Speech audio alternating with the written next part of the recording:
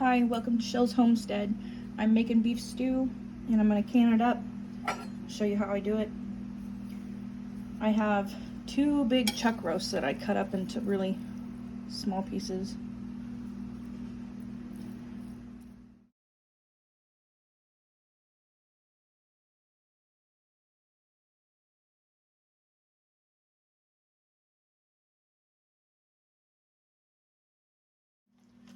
So to this beef, I'm gonna add 2, because it was 2 roasts, 2 of these McCormick beef stew seasoning packs. I'm just gonna stir it into the meat.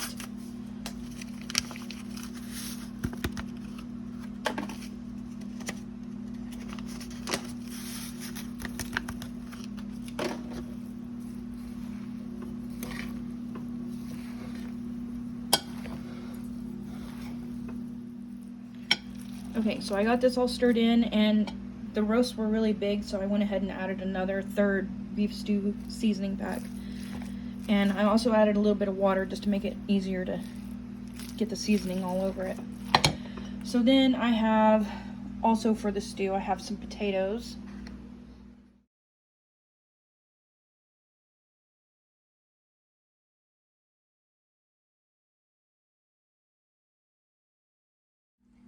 And then I have celery.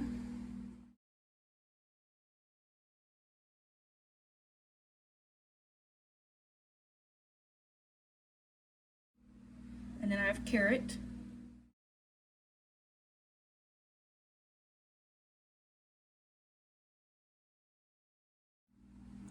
And then I have white onion. So my vegetables, I am canning in these pint jars. So I have cut the vegetables fairly small. Potatoes are probably the biggest, just so you can look at the size and see. So that when I put it in the jar, it's not having a lot of airspace. I'm getting more stuff in the jar.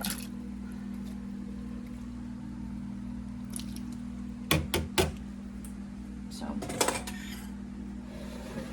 to start, get a jar.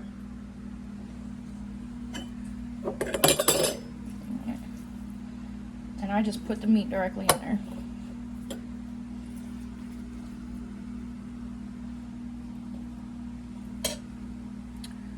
Hold on.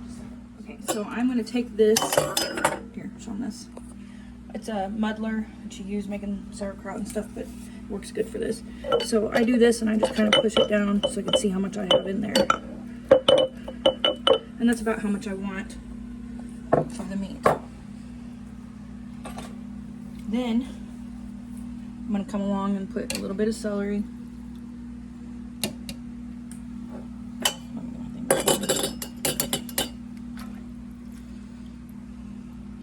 Now, I don't like as much celery as everything else. It's kind of strong. And then onion. Oh, and I had everything in these bowls in water, and that just keeps it from oxidizing while I'm doing this. Keeps it crisp just until it's ready to go in jars.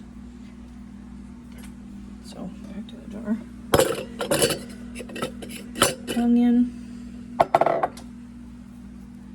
carrot,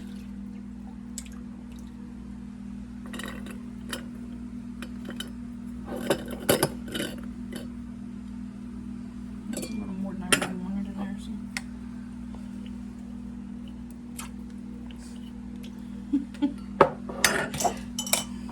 Very professional. Okay, it's potato, whatever that is over there.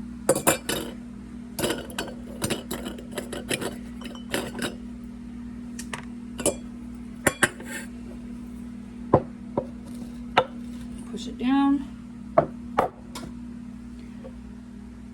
That's how it looks. Very nice. And then to this, I'm adding 1/8 teaspoon of salt.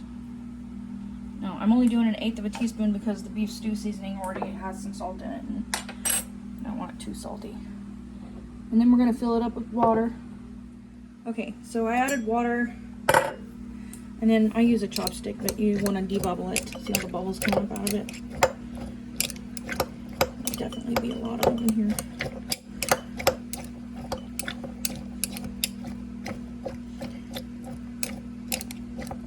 And then once you debubble, you need to add some more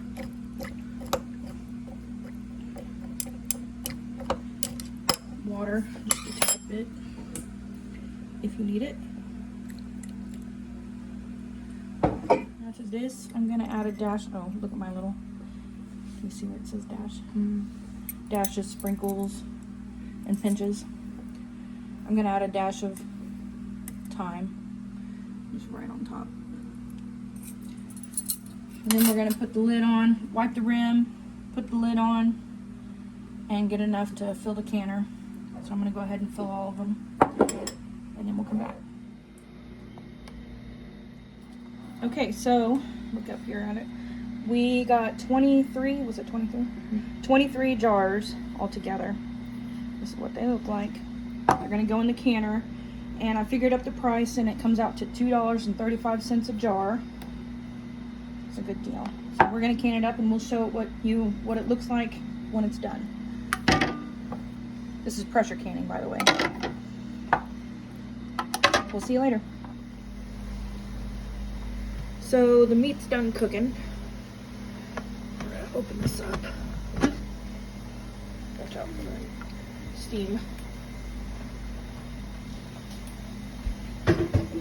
Oh. It's gonna explode? No. Oh. Sometimes the grease and stuff will overflow a little bit. It just looks worse than it is. So, here we go. That's how it looks. Over here.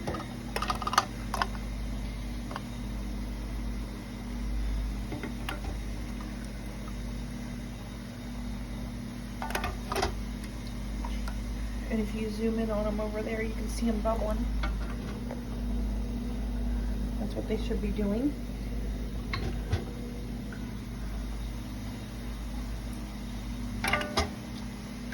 There you go.